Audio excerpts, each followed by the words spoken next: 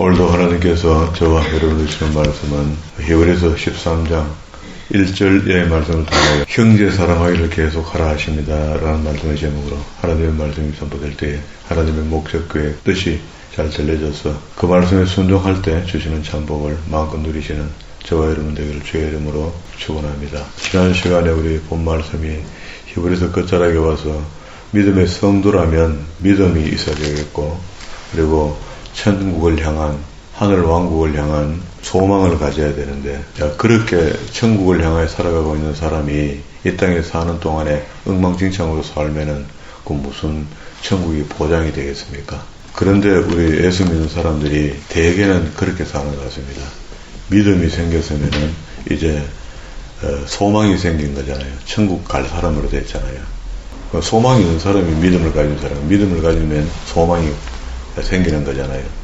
그런데도 그 거룩한 성도의 삶을 들여다보니 사랑이 결핍되는 믿음을 갖고 있다면 그 문제 있는 겁니다. 그런데 이제 우리는 또 인간이기 때문에 이 땅에 살면서 가질 것, 붙잡을 것, 행할 것, 설 것, 이런 것들이 없으면 불안해지거든요. 거기에 대해서 하나님께서 돈을 사랑치 말고 5절에 이야기합니다. 13장 5절에 있는 바를 족한 줄로 알라. 그가 친히 말씀하시기를 내가 과연 너를 버리지 아니하고 너를 떠나지 않겠다라고 약속을 해줬어요. 그러니까 하나님의 이 약속도 못 믿으면은 천국 약속도 못 믿는 거죠. 하늘 왕국에 오게 된다, 천국에 오게 된다 하는 그게 우리한테 소망이 되어야 되는데 믿음으로 그 소망을 가졌다는데 그러면 그 소망이 가짜잖아. 가짜. 말로만 소망을 가진 사람이에요. 우리가 이 땅에서 살아가는 동안에 이런 것들에 대해서 초연할 수 있어야 되거든요. 왜?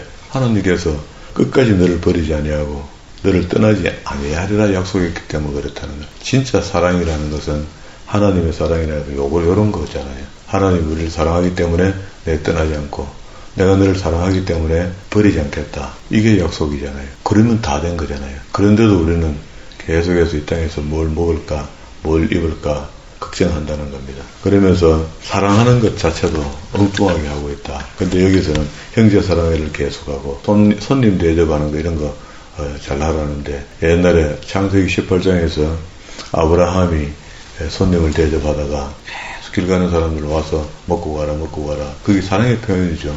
그렇게 하는 중에 하나님을 대접한 사람이 있단 말이에요. 그게 아브라함이다. 이로써 부주 중에 천사를 대접한 이들이 있느니라. 자기도 함께 갇힌 것 같이 갇힌 자를 생각하고 자기 몸을 가진 즉 학대받는 자를 생각하고 모든 사람의 혼인을 귀하게 생각하고 우리는 이렇게 육신이 나가서 다른 남자를 만나든지 다른 여자를 만나든지 해서 바람 피우는 거 그건 그렇게 하면 바람 피우는 거라고 인정하잖아요. 서로 다른 벗을 만나게 되면은. 그런데 성경은 그걸 갖다가 영적으로 뭘 이야기합니까? 마음속으로 집에 누워가 남편이 옆에 누워있고 아내가 옆에 누워있는데도 자기 생각은 오늘 낮에 만났던 남자 생각하고 있고 여자 생각하고 있고 그걸 바람 피운 거라는 게 다시 돌이켜 이야기하면은요 그렇게 하기 너무너무 쉽거든요. 쉽잖아요. 마음이 떠나가 그 여자한테 가 있으면 그거 바람 피운 거다는데 그게 마태복음 5장 산상수훈에서는 뭐라 그랬습니까? 우리가 영적 상태를 설명하잖아요. 마음만 먹어도 그게 이미 범한 것이다 이렇게 하거든요. 그러니까 영적으로 걸린 거죠. 하나님 사랑하는 것도 똑같습니다. 하나님 사랑하는 것도 교회 나오고 사람들이 있을 때는 하나님 사랑합니다. 누구든지 뭐 다 그렇게 표현할 수 있잖아요. 표현할 수 있는데 실질적으로 집에 가면 마음속에는 누가 돈 생각하고 돈 I love you 하고 우리 아들 잘 되는 거 I love you 하고 계속 엉뚱한 거 사랑하고 있다가 교회 나오면 뭐 하나님 사랑하는 척 하는 거지 그건 사랑하는 게 아니다. 이제 이 정도 되면 이제 하나님이 꾸나게 우리에게 약속해 주신 말씀이 난 너를 번듯이 떠나지 않고 내가 너를 버리지 않겠다 하는 이 말씀 속에 모든 하나님의 마음이 다 들어있거든요. 그게 사랑이라는 그런 거랍니다. 그러면 이제 하나님이 절대 사랑을 우리한테 보여준 것이 나는 너를 떠나지 않겠다. 너를 버리지 않겠다. 반대로 우리도 하나님을 떠나지 않고 하나님을 버리지 않겠다. 이게 사랑의 고백 아닙니까? 이게 사랑하는 사람들끼리 모였는데 둘이서 만났는데 이런 고백이 말은 안 하더라도 사랑의 결정이 이렇게 나와야지 이게 서로 사랑하는 거잖아요. 그런데 하나님과 우리 사이도 그렇다는 겁니다. 하나님이 능력과 권세 이런 것들로 한다면 우리를 절대 너는 날 사랑 안 하면 안 돼 이렇게 하면 그렇게도 하시겠지만 그 기계적인 사랑을 하나님이 원하시는 건 아니잖아요. 하나님이 진정한 사랑을 원하시기 때문에 우리 스스로 우리 마음속에서 하나님 절대 떠나지 않겠습니다. 하나님, 내가 절대 하나님을 버리지 않겠습니다. 이렇게 얘기하는데 우리가 하나님을 버리지 않는 거 이런 경우는 좀 적을 것 같아요. 그러니까 이제 큰 자가 작은 자를 버리지 작은 자가 큰 자를 내가 네 버린다 이렇게 하면 어원이 좀 안 맞기 때문에 그러면서 이제 사랑에 대한 이야기를 쭉 하거든요. 오늘 본문의 말씀 이게 그러므로 시편의 118편 6절에 있는 말씀인데요. 6절에 그러므로 우리가 담대히 가로되 주는 나를 돕는 자시니 내가 무서워 아니하겠노라. 사람이 내게 어찌하리요 하노라. 하나님의 말씀을 너희에게 이루고 너희를 인도하는 자들을 생각하며 저희 행실의 종말을 주의하여 보고 저희 믿음을 본받으라. 예수 그리스도는 어제나 오늘이나 영원토록 동일하시니까 우리가 자세를 바꾸지 않으면 하나님은 절대 바꾸시는 분이 아니거든요. 그러니까 하나님께서 말씀하시기를 버리지 않겠다, 떠나지 않겠다 하는 그 자세가 우리가 바꾸지 않으면 그는 우리 떠날 수가 없어요. 왜? 그가 우리를 사랑하기 때문에. 우리가 변심이 생겨서 하나님을 떠나 있다가 헤매고 이렇거든요. 여러 가지 다른 교훈에 이끌리지 마라. 9절에 그렇게 얘기합니다. 지금은 우리 많은 사람들이 여러 가지 다른 교훈에 휘둘리고 있죠. 이게 제가 유독이 성경에서 없는 건 없는 거고 있는 건 있는 거다. 성경을 내가 아무리 못 믿겠더라도 성경에 기록되어 있는 건 성경에 있는 게 더 맞다. 라고 자꾸 이야기하는 것이 세상에 많은 학문들이 있고 기술이 있고 무슨 요령이 있고 모든 이상한 것도 있잖아요. 있는데 그걸 다 배울 수가 없어요. 우리가 다 알 수가 없다고. 그러니까 세상에 있는 다른 교훈들에 끌리면 안 돼요. 종교적인 문제는 특히 더 그렇고 지금은 겁납니다. 겁나. 최근에 제가 안식교 교인 장로 이야기했죠. 그 비슷한 사람이 또 있어 보니까 어느 정도냐면요. 제가 성경을 막 이야기하고 할 때 성경을 바르게 기준을 몇가지 높여놓잖아요. 높여놓는데 안식교 사람들이 기준이 이만큼 높여 있습니다. 그 사람들이 이야기하는 게 음식 똑바로 먹고 건강하게 하는데 그 무슨 잘못이 있습니까? 그런 건 절대 잘못이 없습니다. 안에 들어가면은 마지막 교리 하나가 잘못됐기 때문에 그건 이단이 된 거거든요. 그런데도 불구하고 이 사람들은 안식교의 사상 이걸 갖다가 계속 이야기한다고. 성경 전체를 그렇게 풀어간다고. 그러면서 좋게 풀리는 것들 이런 것들을 보면은 너무너무 맞는 말인데 반대로 본다면은 우리 기독교는 진짜를 들고 진짜라 하면서 행편이 없죠. 행편이 없어. 마음대로 살죠. 입고 먹고 쓰는 거 마음대로 살지 않습니까? 그렇게 살면서 어떻게 하나님 앞에서 내가 거룩하니 너희도 거룩하라는 그 명령의 말씀에 순응하는 삶을 보일 수가 있습니까? 하나님이 거룩하기 때문에 우리를 거룩하라 이렇게 하신 말씀이 우리한테서 거룩으로 안 나타나면요 일찍이 그 백성이 아닌 거라. 그 백성이 아니잖아요. 명령을 안 듣는 백성이 무슨 백성이 됩니까? 아닌 거죠. 그게 스스로 자기가 하나님을 떠난 사람이 되는 거죠. 왜? 듣기 싫으니까. 그러면서 예수 믿는 사람이라 치고 자기가 자체하고 또 사랑에 또 사도처럼 이야기하고 이렇게 하거든요. 흉내만 내고 폼만 잡으면서 자기는 사랑한다라고 이야기하거든요. 우리 사랑이라는 자체를 한 단어를 딱 두고 보면은 무엇을 하는 것이 사랑이거든요. 말로만 사랑합니다. 나는 이렇습니다. 저렇습니다. 이런 건 사랑이 아니죠. 사랑이 있는 사람은요, 실천으로 옮기는 것들이 있습니다. 자기 행실에서 나타나는 것들이 있다고. 그래서 그걸 보고 상태동사를 하는데요.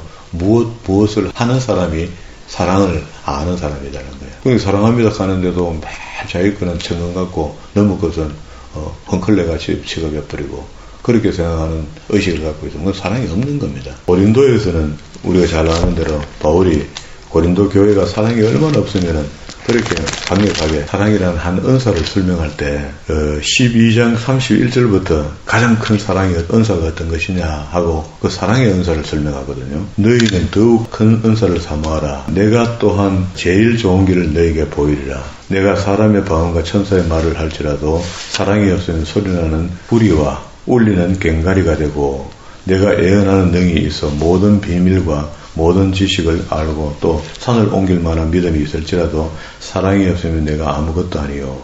내가 내게 있는 모든 것으로 구제하고 이 말은 사랑이 상태동사라고 그랬잖아요. 내가 누구를 사랑한다 할 때는요. 무엇을 하는 겁니다. 현재 진행형이에요. 계속 그에게 뭘 한다고 사랑하는 사람에게. 그러면 하나님을 사랑한다면서 가만히 앉아가 사랑합니다 하면 그건 이미 하나님 떠난 겁니다. 사랑 안 하는 거거든요. 그리고 우리는 하나님 사랑한다 하니까 새벽에도 나와서 예배할 수 있고요. 하나님 사랑하니까 주일날 때 맞춰 시간을 맞춰 정한 시간에 하나님을 배우러 와서 예배하는 거죠. 그래서 우리 인간의 마음의 중심이라고 표현할 수 있는 물질도 작지만 들여서 하나님 우리의 마음의 중심을 드리는 거죠. 사랑하는 분에게 드리는 거잖아요. 그걸 뭘 한다고 자꾸 봉사도 하게 되고요. 그게 하나님이 기뻐하시는 것이 무엇인지를 성경을 통해서 배우고 난 뒤에 그 배운 것들을 실행으로 옮긴다고. 이웃 사람을 돕는 걸 좋아하시니까 이웃 사람을 돕는 겁니다. 안 그렇습니까? 그 하나님이 기뻐하는 일을 내가 해내는 것이 하나님 사랑하는 표현인데, 사랑한다 하면서 하나님 기뻐하는 거 하나도 안 하고 내만 배만 부리고 있고 말이야. 내 이성만 챙기고 있으면은 그게 어떻게 하나님의 사람이라 하겠습니까? 사랑 안 하는 사람입니다. 하나님 떠난 사람입니다. 아니죠. 하나님이 버린 사람이죠. 그러되면 3절에 내가 내게 있는 모든 것으로 구제하고 또 내 몸을 불사르게 내어줄지라도 사랑이 없으면 이렇게 했죠. 그렇게 많이 한다고 되는 게 아니고, 그나마 부자가 유리하겠는데요. 부자는 사랑을 잘하는 사람이 되는데요. 그렇잖아요. 부자가 명품을 사준다고 그 사랑이 표현되는 게 아니잖아요. 사랑은. 그렇게 아주 보잘것없는 선물 하나를 하더라도 사랑이 담겨 있으면 받는 사람이 알잖아요. 하나님도 면 그렇다는 겁니다. 그래서 성경에 기록하기를 예수님 당시에 이야기했죠. 두렙돈이라고 했더니 이런 이연을 떨어뜨리는 그 여인을 그 부자들이 많이 내는 헌금보다 훨씬 더 많이 했다라고 칭송했잖아요. 그런데 집에 천금을 지어놓고 나가 두렙돈을 가가 주님 내 마음 아시죠? 성경에 기록된 대로 두렙입니다 하고 이연 땡그랑 떨어뜨리면 하나님 그 아실까요? 모르실까요? 그렇게 사는 사람은요, 그 있는 것도 다 빼앗깁니다. 그러면 안 돼요. 우리 눈앞에 빼앗기는 걸 안 보여줘서 그렇지, 그 마지막에 세월이 흐르는데 결론을 보면은요, 그 사람 다 비참하게 되어 있습니다. 하나님 앞에 어떻게 그렇게 합니까? 그게 하나님을 두려워하는 마음을 가져라 하는 말이 성경에 있잖아요. 그래서 그런 겁니다. 사랑이 없으면 나에게 아무 유익이 없느니라. 4절 사랑은 오래 참고 사랑은 온유하며 투기하는 자가 되지 아니하며 사랑은 자랑하지 아니하며 교만하지 아니하며 무례히 행치 아니하며 자기의 유익을 구치 아니하며 성내지 아니하며 악한 것을 생각하지 아니하며 불의를 기뻐하지 아니하며 진리와 함께 기뻐하고 모든 것을 참으며 모든 것을 먹으며 모든 것을 바라며. 봐요. 친구를 위로하러 갔는데 친구가 대접한다고 뭘 내놨는데 냄새가 나서 못 먹겠어. 못 먹는데 나는 이건 진짜 못 먹겠다. 이렇게 하면 안 되고, 그날은 특히 냄새나도 묵줘야 되는 거야. 친구를 사랑하는 마음을 표현해야 되니까. 그렇게 숙고하는 게 사랑이다. 모든 것을 바라며 모든 것을 견디느니라. 8절 사랑은 언제든지 떨어지지 아니하나 애언도 패하고 방언도 거치고 지식도 패하리라. 우리가 부분적으로 알고 부분적으로 애언하나니 온전한 것이 올 때는 부분적으로 하던 것은 패하게 된다. 이게 10절에 있는 말씀이, 그러면 자 봅시다. 지금 1절부터 사랑에 대한 가감없는 이야기들을 다 들었거든요. 그러면은 9절에 이렇게 알아도, 이렇게 다 안다라고 이야기해도 이제 안다는 것이 부분적으로 알고 있다는 거야. 우리 성경이 이 정도 같으면, 사랑이 이 정도로 수식어가 많은 것 같으면은, 야, 진짜 이 정도만 해내면은 그럼 되는 거가, 우리가 이제 하나님 앞에 사랑을 표현하는 거가, 이렇게 이야기하는데, 때가 되면은 8절에 사랑은 언제든지 떨어지지 아니하는데, 끝까지 가는데 애언도 패하고 방언도 패하고 지식도, 성경 아는 지식도 다 끝이 난다는 거야. 끝이 나는데 우리가 부분적으로 알고 부분적으로 다 애언하고 있는 거 아니가? 성경 말씀을 보고 있는 거 아니가? 그런데 온전한 것이 올 때는 부분적으로 있는 것이 다 패하게 된다. 이렇게 이야기했습니다. 그러면 이제 이게 신학자들이 500년 동안 지금 논쟁하고, 또 이게 루터 종교개혁을 일으키고 난 뒤에 이후부터 신학자들은 지금도 온전한 것이 뭐냐, 그리고 부분적으로 있는 것은 또 뭐냐, 여기에 대한 논쟁을 하고 있거든요. 그래서 결국 이걸 갖다가 이제 정리를 해야 되니까 신학자들이 정리해 놓은 것이, 초림 예수가 우리에게 오셔서 마지막 복음의 말씀을 다 주고 나니까 그 제자들이 기록한 것으로 성경이 316년에 완성이 되어버렸어요. 완성이 되었으니까 1차 완성으로 된 걸로 하자. 그렇게 완전한 완성은 아닌데 1차 완성이 되었으니까 다시 재림 때 돼야지 이게 온전한 완성이 될 수 있다. 이렇게 표현하는, 이해하는 사람들도 있고, 이미 주님께서 십자가를 지심으로 완전히 다 끝났다. 이렇게 생각하는 사람도 있는 거야. 그러면은 어느 것이 완전할지는 모르겠지만 우리가 봤을 때는 주님이 오셔야 완전할 거 아닙니까? 초림주가 아니고 재림주를 기다리니까 우리는. 아니면 성경에 있는 말씀이 이미 기록되었고 예수님께서 십자가에 못 박혀 돌아가시고 이후에 갈타고에서 316년에 완성되었으니까 특별계시로 완성된 것이 온전한 것이다 이렇게 인정해도 상관없어요. 성경은 완전하니까. 뒤에 더 붙여서 뭐 또다시 설명할 건 없잖아요. 자, 그러면서 온전한 것이 오면은 패하는데, 그렇게 생각한다면 성경이 완성됐으니까, 특별계시가 완성됐으니까 완성이 된 겁니다. 뭐가 지금 완성이 된 겁니다.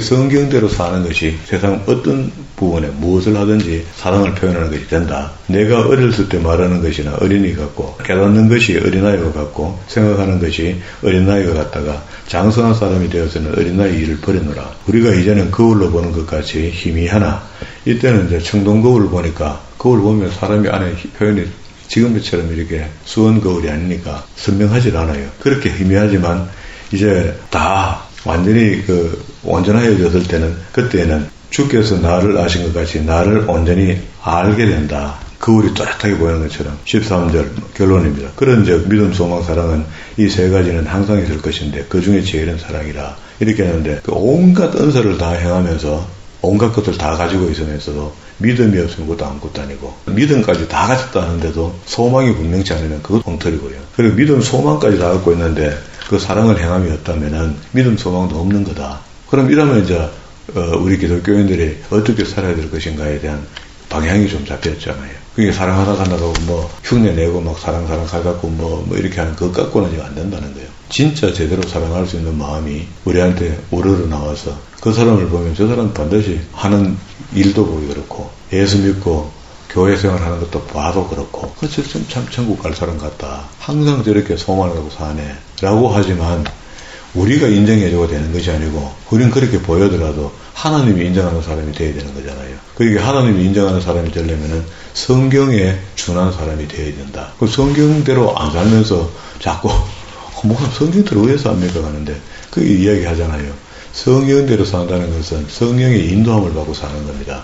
우리가 어째서 케이스 바이 케이스로 다 이렇게 올바른 삶을 그렇게 살면 좋겠지만 그건 어렵잖아요. 우리한테 어려우니까 성령이 우리를 도우시겠다고 오신 거 아닙니까? 그러면 성령 그를 맞이하고 그와 동행하는 사람은 우리가 지을 수 있는 죄에 대해서 이거는 죄니까 하지마 할 때 안 할 수 있는 겁니다. 그러면 그렇게 존경받는 사람이 맨날 돌아다니면서 간거짓 하고 나쁜 짓 하고 이 남자 저 남자 만나고 돌아다니면서 마음으로 영으로 다 나쁜 짓 하고 다니고, 난 그래도 난 간음 안 했습니다. 이렇게는 할 수 없잖아요. 그 안에 정인이 있는데, 성령님이 정인 아닙니까? 아니면은 그렇게 살면서도 떳떳하게 뻔뻔하게 이야기한다면은 성령을 거역하는 죄 아닙니까? 그 죄가. 성령을 거역하는 죄는 할 제사가 없다는데 그런 죄를 짓고 어떻게 되잖아요. 그게 안 되는 건 안 되는 거로 우리가 포기하고 마음을 돌이켜놔야 되는데, 그게 기독교인들 중에도 그렇게 안 하는 사람이 너무 많은 것 같아요. 그러니까 결국 이제 수습이 안 되는 겁니다. 자, 다시 이제 본문으로 돌아왔습니다. 9절로 13장 9절에 여러 가지 다른 교훈에 이끌지 말라.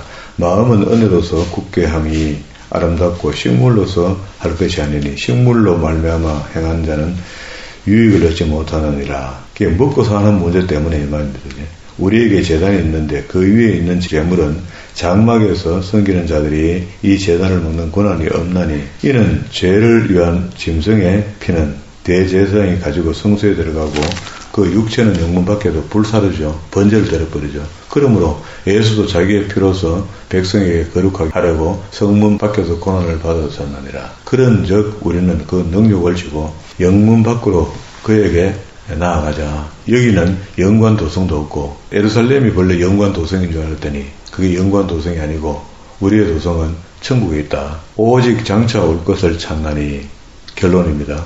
이러므로 우리가 예수로 말미암아 항상 찬미의 제사를 하나님께 드리자. 이는 그 이름을 전가하는 입술의 열매다. 오직 선을 행함과 서로 나눠주기를 잊지 말라. 그렇게 앞에 고린도에서도 지금 사랑하는 사람 이렇게 하라는 요구가 많잖아요. 그렇게 하는데 그걸 전부 다 압축해서 마지막에 와서 열심히 이야기하는 게 오직 선을 행함과 서로 나눠주기를 잊지 말라. 이 같은 제사는 하나님이 기뻐하시느니라. 이렇게 했습니다. 그러니까 우리가 주변에 어려운 사람들이 있을 때 뭘 나눠 먹을 수 있는데 공색하게 나누는 사람이 있고요. 풍족하게 나누는 사람이 있습니다. 이게 나보다 저 사람을 내 가진 것에서 내가 덜 먹고 그 사람한테 더 주는 마음이 그 보통 마음이 아니거든요. 어렵습니다. 그거는. 어려운데도 우리 기독교인의 삶이 왜 그러냐면 우리 믿음 속에서 소망을 갖고 있기 때문에 네 덤무란 말이야. 우리는 하나님께서 항상 공급하니까 내 먹으면 되지만 너는 이거 얻어먹고 나면 또 없잖아. 그러니까 덤무라고 주는 겁니다. 그런 마음을 가진 사람이 하나님의 백성이 되는 거죠. 하나님 사랑을 실천하는 사람이 되는 겁니다. 너희를 인도하는 자들에게 순종하고 복종하라. 저희는 너희를 인도하는 자들, 이게 너희를 인도하는 자가 누굽니까? 그 당시에는 사도고 지금은 목사입니다. 그죠? 근데 지금은 이제 믿을 수가 없다. 목사도 그죠? 옳은 목사를 찾아서 그걸 따라가야 된다. 그러니까 옳은 목사는 다른 게 아니고 성경을 바르게 가르친 사람이 옳은 목사일 수밖에 없는 겁니다. 다른 걸로 어떻게 될 수가 없어요. 껍질핀들이 하도 되는 것도 아니고 이미 우린 다 알죠. 그런 거는. 그게 순종하고 복종하라. 그런데도 그런 전도자를 만나고 그런 그 목사를 만났는데도 순종 안 하고 복종 안 하면 진짜 곤란합니다. 진짜 곤란한 거 아닙니까? 다 된 거죠. 그거는 뭐. 저희는 너희 영혼을 위하여 경성하기를 자기가 회개할 자인 것 같이 하느니라.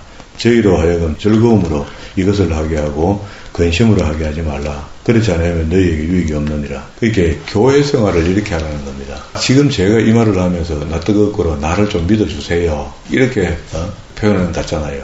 그런데 성경이 이렇게 이야기를 하고요. 그래도 우리가 한 사람을 두고 몇 년을 사귀어보면 그 사람 속을 알 수 있잖아요.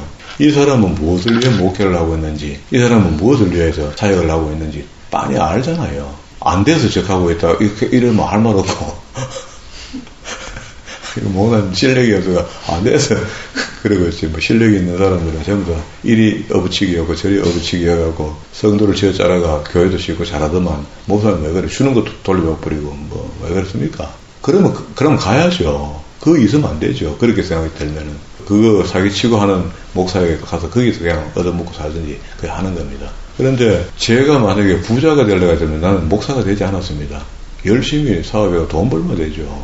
그렇게 하는 게 더 빠르잖아요. 망하든 말든 간에 돈 벌고 열심히 땀 흘려 일해서 나는 살 겁니다. 최소한 우리가 땀 흘려 일하면은요, 먹고 사는 문제는 해결하잖아요. 지금 우리가 먹고 사는 문제가 궁구할 정도인데, 이런데도 불구하고 하나님 주신 것에 만족해야 되니까 그 감사함으로 그냥 사는 겁니다. 그러면 그렇게 1, 2년도 아니고 지금 우리 20년을 이렇게 하고 있는데, 우리 권사님은 그거의 정인 아닙니까? 오시고 난 뒤에부터 우리 교회가 재정이 좀 괜찮아졌다 하면은 딱 생활비 정도를 교회에서 가져 쓸 수 있을 정도, 1년 전간을 보면은, 그럴 정도로 갖다 썼지, 더 이상도 아니고, 더 이하도 아니고, 그리고 좀 더 많나 싶었더만 보면은, 좀 남으면은, 이상하게 결정해서 통로으로 보낸다, 하자 하고, 이렇게 정리가 다 해버리고 없고, 하여간 그렇게 제로를 만들었잖아요. 이때까지 이렇게 해오면서, 야, 어떻게 저렇게 사노, 사람이. 그 권사님 같은 그렇게 살겠습니까? 입만 띠만 젠장 하나님 나한테는 와이카니까 안 가겠습니까? 와 이랍니까? 도대체 좀 주면 화끈하게 좀 주든지. 그런데도 사명이 있어서 어쩔 수 없이 저는